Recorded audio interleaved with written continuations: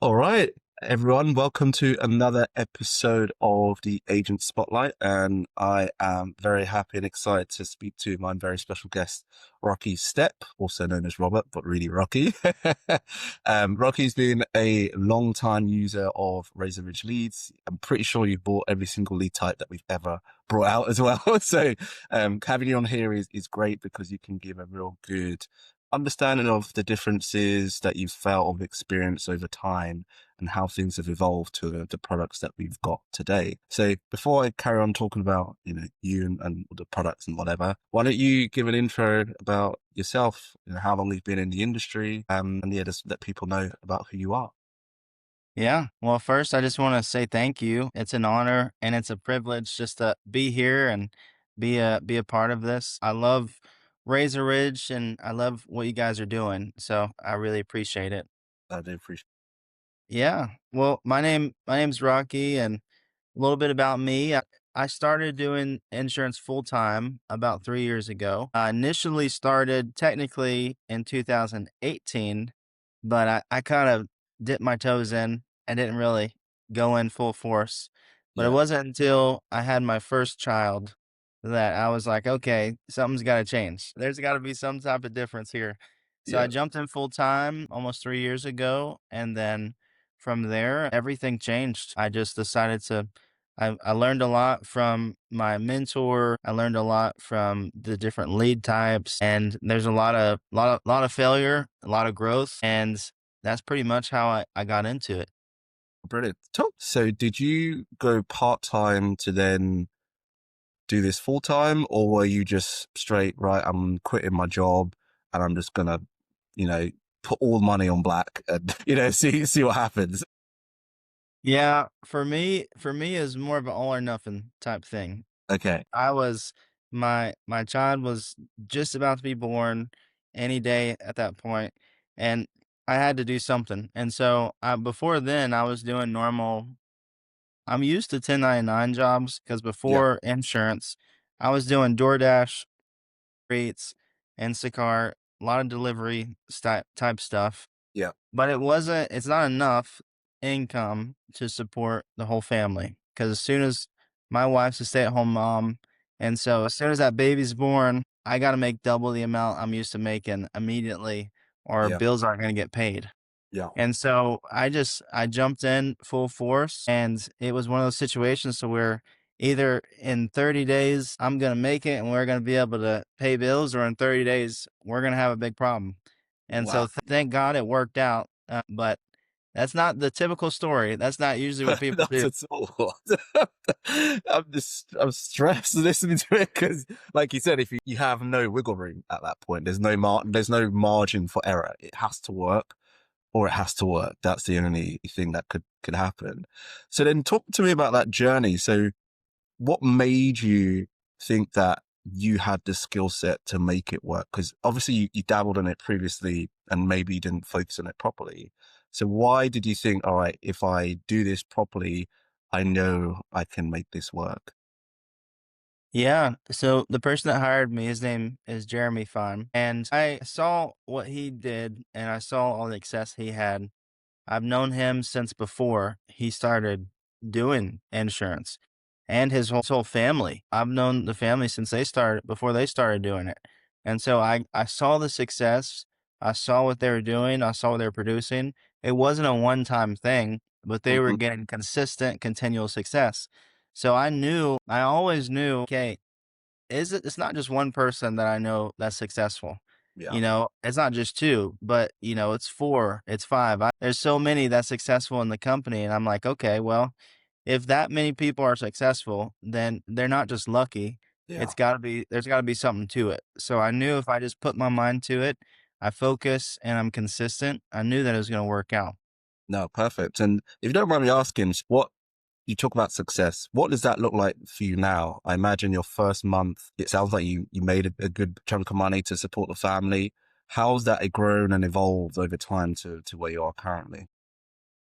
Yeah. I think the first month was maybe it was enough for us at the time. It was probably 7,000 APV or somewhere around that number, 7,500 APV. And then now things have grown. I mean, my biggest month I've ever had was I think it was 48,000 APV, and that was earlier this year in the summer. And so it's there's been a lot of growth for sure. Wow. Could you ever imagine when you started getting to those numbers? Because that is, oh, that's unbelievable, that growth. Unbelievable. Never would imagine that ever. Brilliant, brilliant. So let's bring the conversation to obviously your first year doing this. I imagine was a lot of ups and downs, but you had good mentors. Obviously, I know the Fines really well as well. Great mentors. So, what was your lead purchase style then? Where I think you probably were buying Razor Ridge at that point, but what was that looking like? Was it 10 a week, 15 a week, or did you supplement with bonus leads as well? How did you start off with your first sort of 30 days and 90 days and a bit after that? Yeah, I started out with not much capital to get leads. So what I did is I had a friend, he wanted to get life insurance. I sold him a policy, got approved, and then I used a big chunk of that money to start getting leads. And then Perfect. pretty early on, I started to get Razor Ridge at that time. Those were the days when it was like 30 something dollars a piece. Yeah. And so I got a good amount. I think I got at least 15 or so a week. So between 10 and 15 a week was the beginning start of it. And then now the average at the very minimum 800 to 1,000 a week is the goal.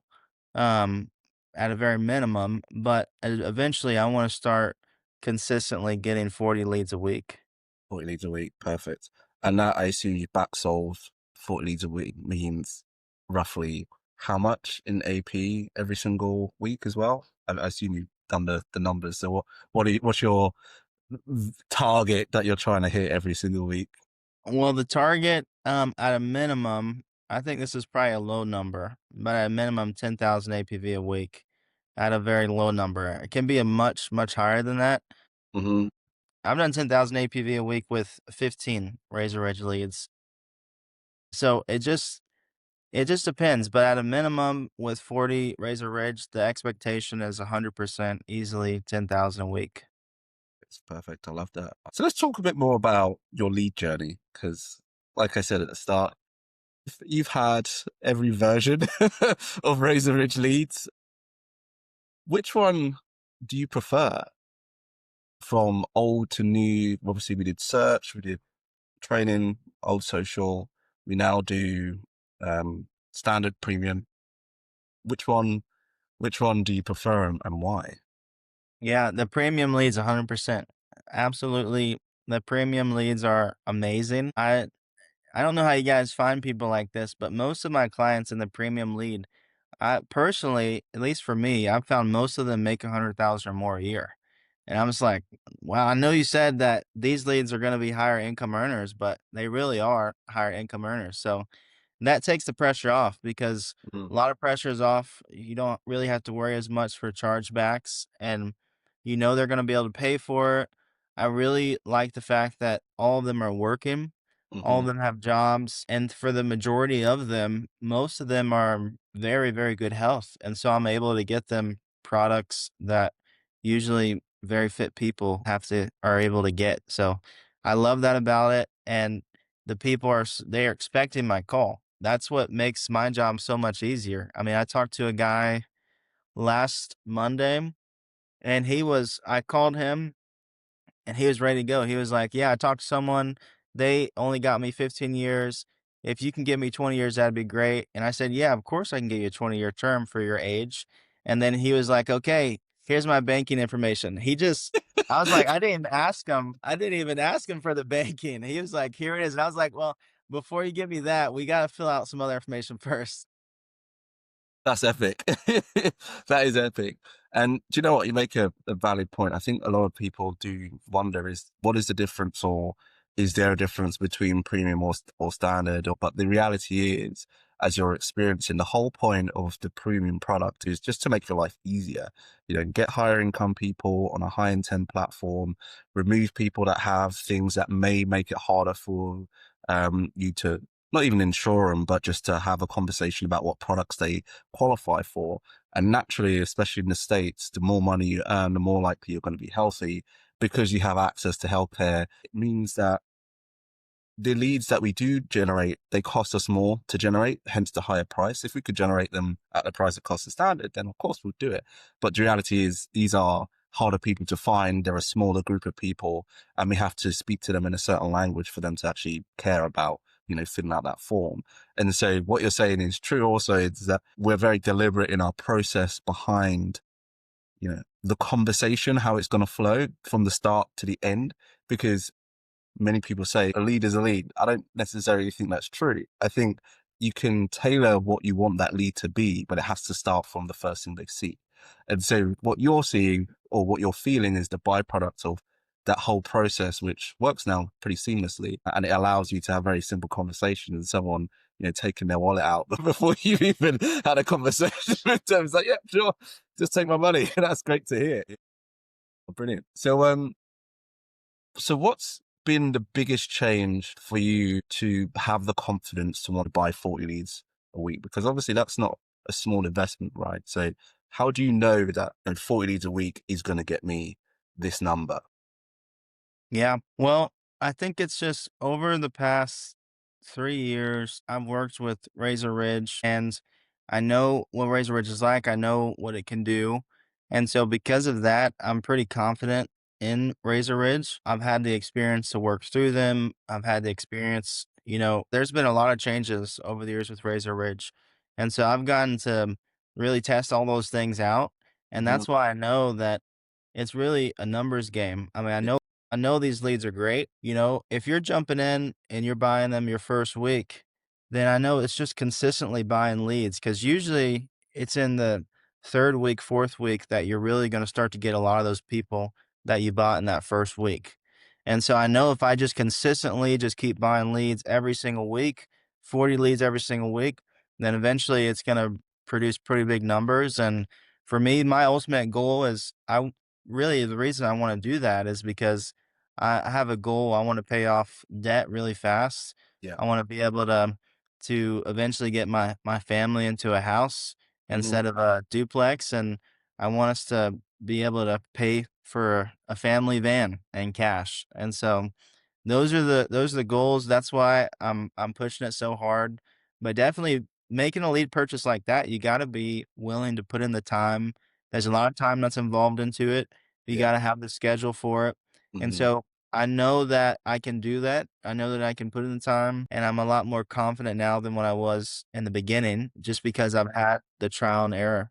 Yeah. No, that's perfect. And I think what you say about goals actually is something that not many people have discussed on this podcast, but it really does help to, if it's almost like when you are trying to sell life insurance, right? You need to find the why. Why is that somebody here? Why is that somebody trying to speak to you today? What's the thing that is really on their mind or their greatest fear?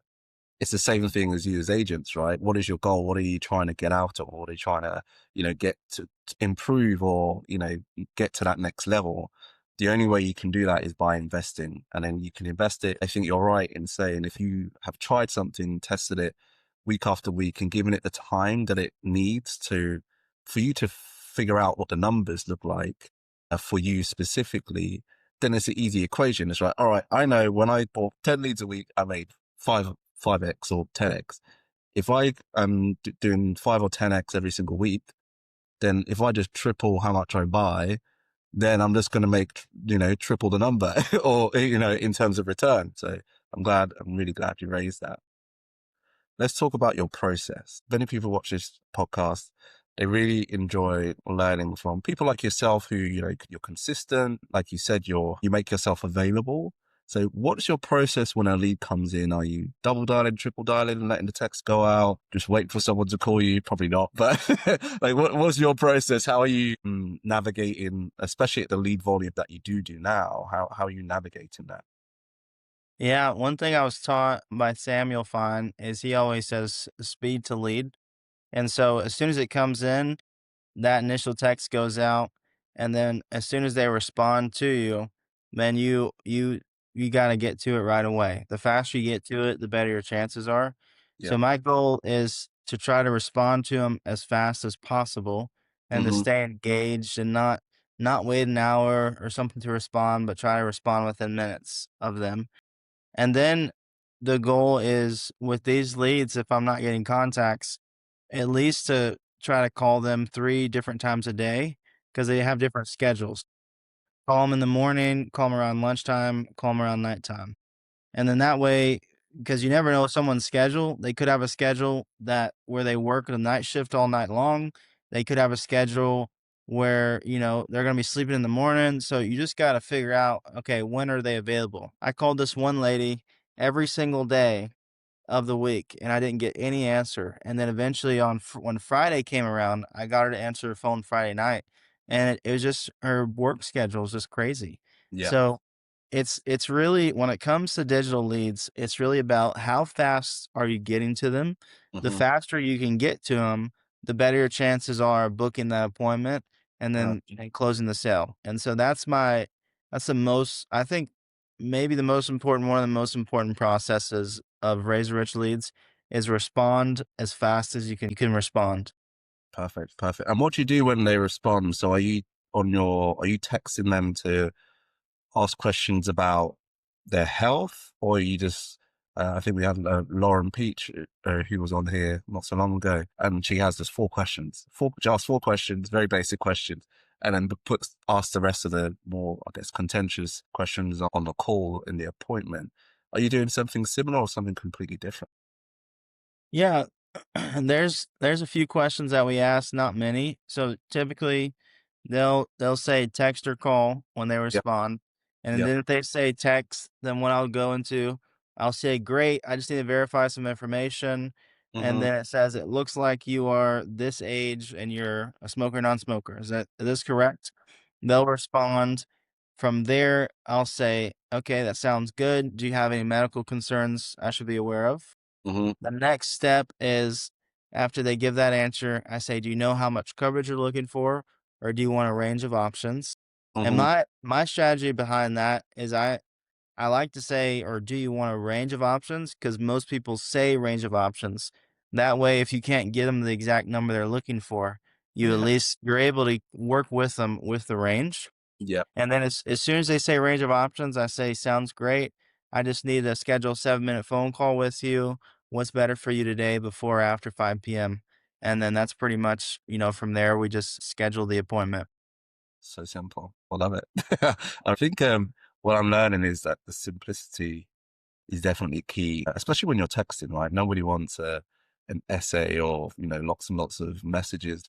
I guess the shorter you can make that period of texting to book an appointment, the easier it is for you to actually get that appointment. But then how does it work with the show rates? Because I've had people more recently saying, I'm booking lots of appointments, but half of them are not showing. Like, how do you combat that? Are you getting that? Or how do you approach that if it does happen to you? Yeah, for me, it's been up and down. Sometimes my show rate's really high, and then sometimes my show rate's really low. And Okay. so it's really just about there's a saying in the company, massive action, constant correction. And so, of course, we put in the work, of course, we dial, of course, we book the appointments, but then we have to correct ourselves if we're not getting a lot of shows. And so, usually, the show ratio, that's not a factor of the leads, that's a factor of the agent. And so, what I've learned to do more and more is just I'm trying different things. It's hard to tie down an appointment if it's just by text, Yeah. but what I'll do recently, I've started doing something where, okay, that sounds great. I'll book you for 8 p.m. on this day. An hour before your appointment, you're going to get a reminder text. Hmm. Please respond yes to that text. That Yeah. way, nobody else can book your spot. And Nice. that kind of gives the incentive for people to stay engaged. Yeah. And then over the phone, if you're booking an appointment that way, then really just asking the question saying, is there any reason why 8 p.m. won't work for you? Just Hmm. to make them think, oh, is there anything on my schedule? Is there anything that is going to prevent me from showing up? Yeah. And so, if I'm just not getting a good show rate, then it's really just up to me to make that correction so that I'm able to tie down that appointment a lot more and have the client show up. I love that. I love that. Making corrections is important. And I think the longer I've gone in or been involved in the lead business, it's similar on our end in the sense of I know I've had conversation with you about certain things not being on the mark. And then I go back and look at myself and I think, how can I make it better for agents to, better get a better contact rate or find the right types of people to talk to or, eliminate people who have no money. And so this is how this product and all these products have been born. It's by conversation, but also improving on what you have currently as the base. And I think what you're saying there is bang on the money. I think if you're not trying to improve every day as an agent on how you approach or how you can get better show rates or contact rates, then you've still got a lot of work to do. The lead can help for sure, but certainly, like you say, agents do have some responsibility after you've spoken to lead anyway, after you've spoken to lead, to make sure that they are able to seal the deal in that sense. This has been a great, great call. And thank you very much, firstly, for taking the time, but secondly, giving some really good bits of advice to everyone. And honestly, great to see your progress. I actually didn't know that you did a full court press on on life insurance. So it's good to see that it's worked out for you. And I'm sure many others here who are watching this will feel like they are in a similar position to you and want to make it work and knowing that it is possible and there's someone who's at 3 years in still doing great, 15k weeks. I think you've done a 14k week last week, yeah, so it's good to see, and I think as long as you keep doing what you're doing, you'll be very, very successful. I appreciate that. It's an honor to be here, and really with the leads, one thing that has helped me is if you want to increase your belief, you got to just practice. Hmm. Practice is what will make your belief grow more and more.